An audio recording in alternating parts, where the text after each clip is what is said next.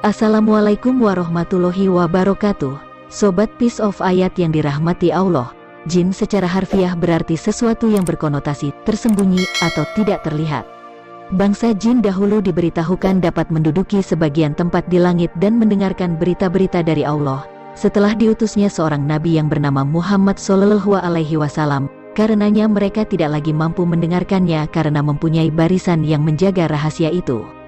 Dan sesungguhnya kami dahulu dapat menduduki beberapa tempat di langit itu untuk mencuri dengar berita-beritanya.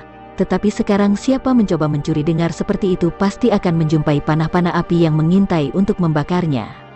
Quran Surat Al-Jin ayat 9.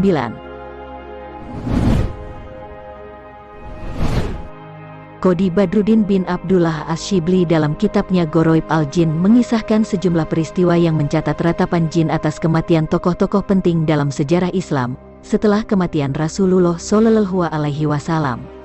Tokoh yang pertama adalah Umar bin Khattab. Cerita ratapan jin atas kematian Khalifah bergelar Al-Faruq tersebut dikisahkan oleh Aisyah radhiyallahu anha.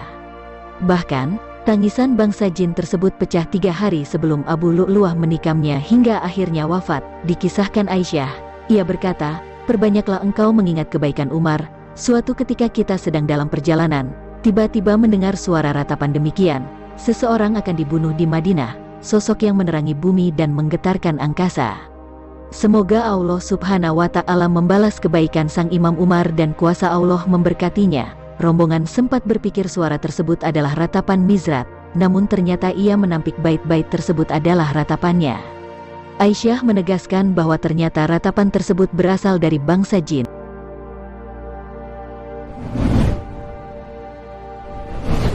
Ada banyak riwayat yang menyebutkan ratapan kesedihan dan tangisan bangsa jin atas meninggalnya cucu kesayangan Rasulullah SAW, Husain bin Ali.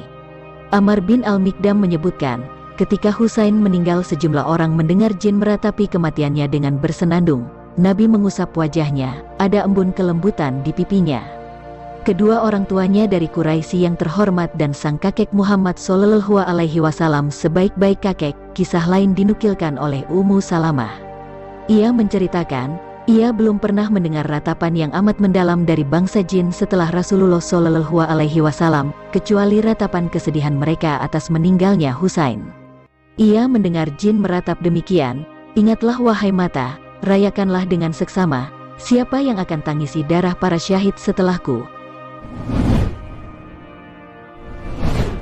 Di antara contoh fakta ratapan bangsa jin atas meninggalnya tokoh-tokoh besar dalam sejarah Islam adalah ratapan mereka saat Imam Abu Hanifah, pencetus mazhab Hanafi, meninggal dunia. Kisah ini diceritakan oleh Al-Haliji. Ia mengatakan, ketika itu hari sudah malam, di hari wafatnya Abu Hanifah, orang-orang yang tengah berkumpul di kediaman sang imam tiba-tiba mendengar suara misterius, tidak diketahui siapa dan dari mana. Namun, dengan jelas mereka mendengar ratapan tersebut yang berbunyi, "Ilmu fikih telah pergi maka tidak ada lagi fikih bagi kalian. Takwalah kepada Allah, kalian para penerus." Nu'man meninggal, lalu siapa yang akan menghidupkan malam ketika senja tiba?